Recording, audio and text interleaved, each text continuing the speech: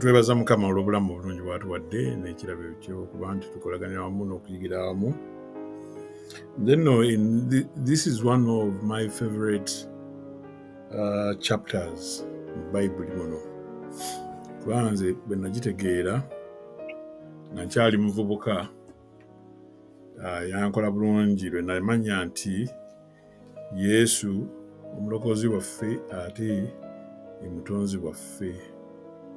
Mirundi mingi nasomanga Bayibuli ne Yesu nga mumanyi naye nga simanyi nga sikwataganyanga lunyiriri olwo kukakasa nti omulokozi waffe Yesu ate yekamala byonna mu kutonda ensi eno. So bwe nawuliranga Genesis nempulira ebigambo nti Katonda ayogera nkibaawo, Katonda ayogera nti kibaawo, n'atonda ebibaawo. Nze nga ndowooza nti omanyi nga bwe tumanyi Godhead erimu kitaffe n'omwana n'omwoyo mutukuvu, nga nze ndowooza nti kitaffe yakola emirimu egyo gyonna nga simanyi nti bajawula intentionally. Nga Yesu manyi just yejja kutufiirira bufiirizi nenti kitaffe yatutonda directly. Of course bonna baali wamu mu kukkaanya nga tukola omuntu mu ngeri yaffe. So it was a group decision from the Godhead. Naye bwe nayongera kitegeera nti Yesu ye yali active agent mu kutonda, muli kyanyongera okubeera first of all okubeera wowed, then okumwagala n'obutamuyisa mu maaso. Manyi siwaliwo Kristo tetuyisaamu Katonda mu maaso netubateeka mu levels bagradinga oluusi nonaga nti oli asingawo, kwegga tulinamu engeri ey'obuntu era bwomunoyaga ogradinga wiisu. Naye wadde Yesu mwana wa Katonda in that sense, si mu buzaale obw'omusaayi, but he declared him, yaganze I've begotten you, leero nkuzadde for the sake of relationship. Naye Katonda obwa Katonda bwabwe bwawukana mu authority. Basharing a divinity obwa Katonda bonna, all three are God. Kitaffe Katonda, omwana Katonda, naye omwoyo mutukuvu naye Katonda. Naye authority ate neeva ewa kitaffe n'egenda ewa Yesu n'eryoka egenda omutukuvu. Ebyo byonna biri mu byandika muno bitulonga kusoma n'otandika kuyiga how they operate. Katonda yawe ekiragiro, kitaffe yawe ekiragiro, omwana n'akikola happily, by the way. Then bwe wanga kyetaagisa, then omwoyo mutukuvu n'akola paati eyiye nga Yesu amutumye. That is how the power structure flows. Naye mu kutonda ensi kirowoozo kyali kya Katonda wadde kyali kya bonna. Katonda kitaffe n'asigala mu ggulu, Yesu n'akka okubeera omutonzi waffe, yeeyogeranga ebintu nebiyimirira. So osoma Yokaana nga bagambye, in the beginning was the Word, and the Word was with God, and the Word was God. So ekigambo Katonda, naye nga tekitulaga nti kigambo yawukana ne ku kitaffe. Yali ne Katonda, so he was a separate entity. Obutonzi bw'ensi eno ye Katonda waffe, omukreator waffe. So bwe tuba tujjukira, bwe tuba tulwala Yesu nga tumusaba, nga tumwegayira mu mbeera zonna, oba nga tuzimba enkolagana waffe naye, kikulu nnyo nnyo okujjukira nti oyo ye Katonda omutonzi waffe. Katonda omutonzi waffe, nze muli kyasitula level gye nali ntwale mu Yesu to a creator God gye nali title gye simuwangako oba gye twalanga olw'okusaaga, ng'ebyaleeta ebirowoozo ebikulozanga omutwala mu ngeri y'empolampola kwe kuba nti yakomererwa ku musaalaba. Katonda afa atya ku musaalaba? Nze muli nga kiŋŋa nga nti Katonda olinda wamu yatonda ebintu byonna, Katonda yafa ku musaalaba, ndowooza yali less. He cannot be a lesser God than the Father. But in sharing a divinity, they're all God. God at the fullest. Tewali yasinza ku munne, tewali aseera munne. Bonna Katonda. Ne mu kukola parts ez'obulokozi bw'omuntu ne bagamba n'emirimu egyo omwana najja n'atonda byonna biri mu nsi. Yakomaawo n'akkiriza okukola ki okutufiirira. Kwagala kwa nnamaki okwo omutonzi ono wali kyanali njagala nagambye twongereko olw'omwenda bw'ojja wano osoma wano oluusi omutategeera nti Yesu ono kyekigambo ekyo naye olw'omwenda wano olwakundi ngambye lwa 10. He was in the world and the world was made by him and the world knew him not. He was in the world and the world was made by him and the world knew him not.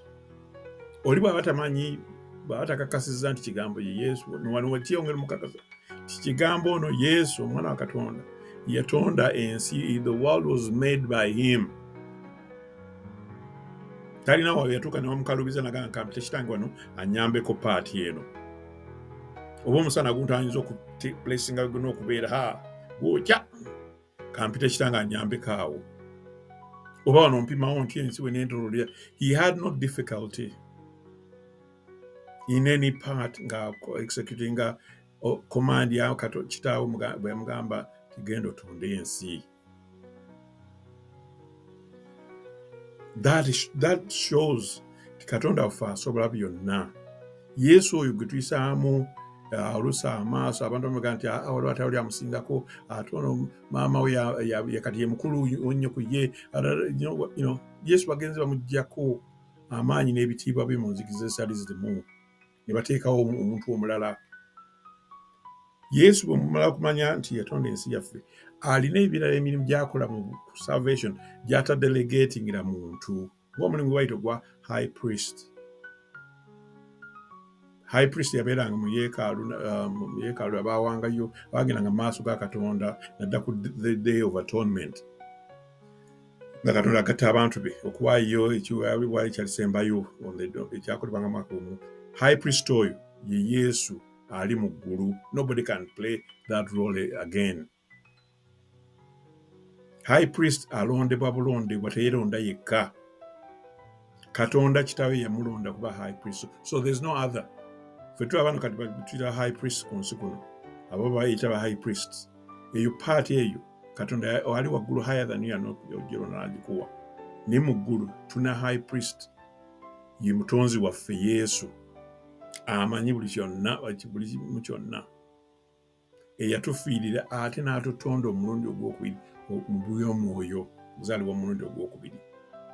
Era ebiri mu maaso byonna bye tulindiridde ffe abakristaayo biriwo lwakuba kigambo ono agenda kubiddamu abitunde n'ekigambo kye agenda. Katonda yeeteekako ekigambo ekyakigambo ekyo kye tusoma wano mu Bayibuli. Ekigambo kyo tugenda nekiwawula ate ku Yesu oluusi. Naye ng'ebigambo ebiri mu Bayibuli era bye Yesu yennyini era kyekigambo yekigambo kubanga okumanya kwaffe kwa Yesu n'obulokozi tumanya through the Bible, the written word.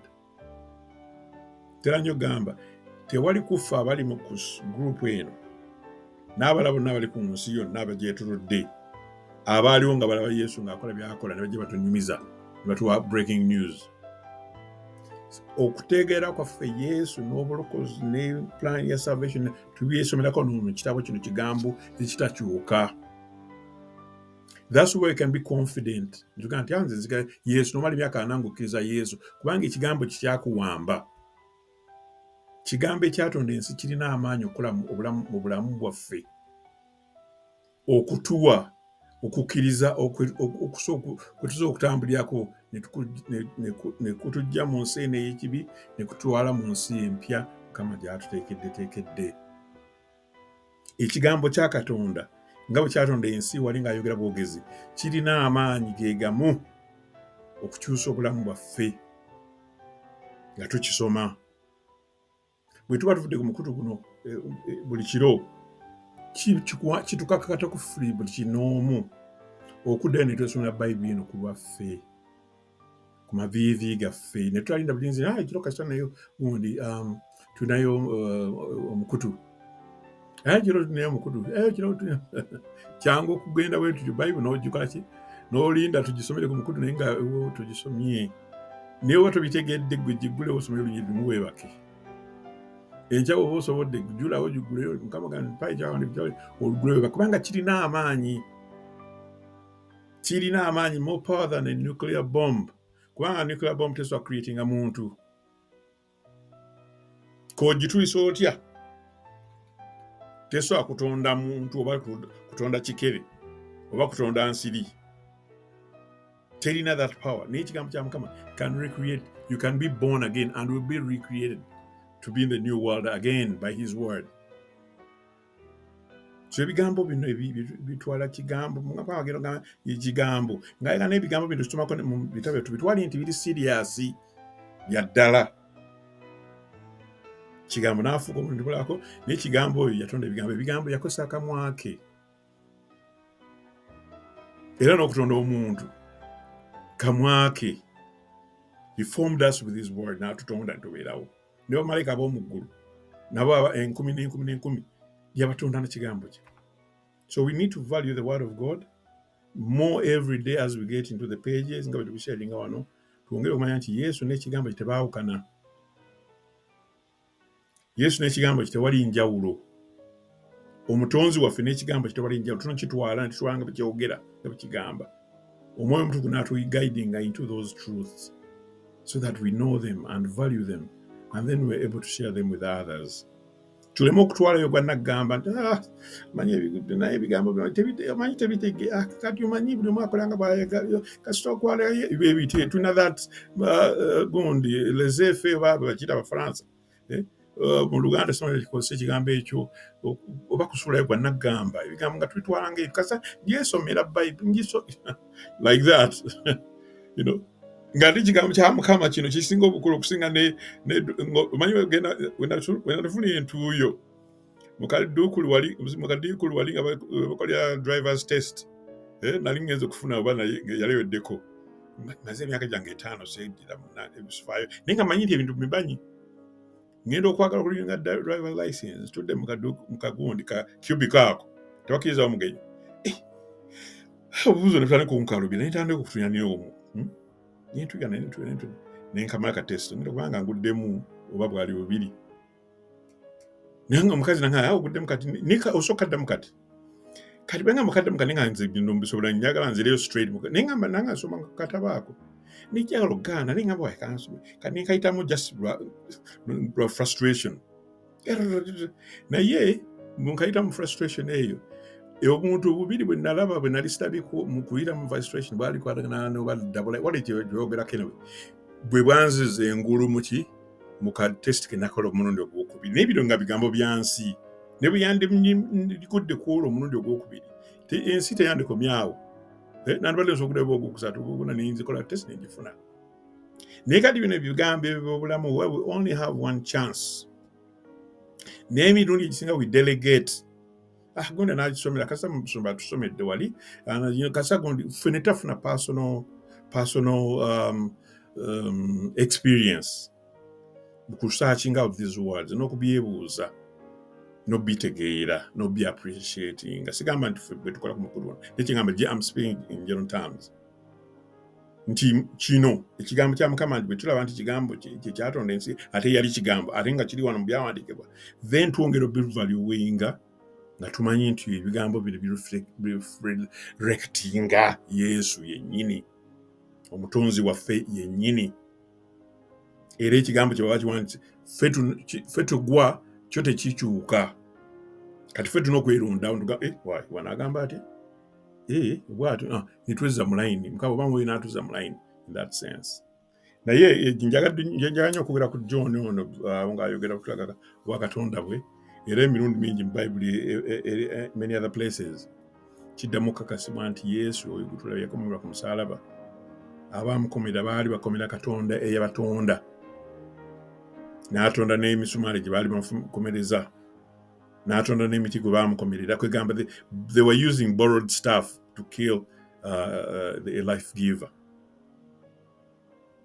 They were doing that abamu nga tebamanyi ignorantly arrogantly kale Mukama yeebukako mu ngeri eyo naye n'atukola ekyamagero n'asobola otuula okola ffe aboononya abantu bitonde bye nakka n'atulokola effectively tewali kibangibwa naye okujjako okutwala ebigambo bye nti biri serious era bikyusa obulamu. Kankoma banaamwe bakumpuliza.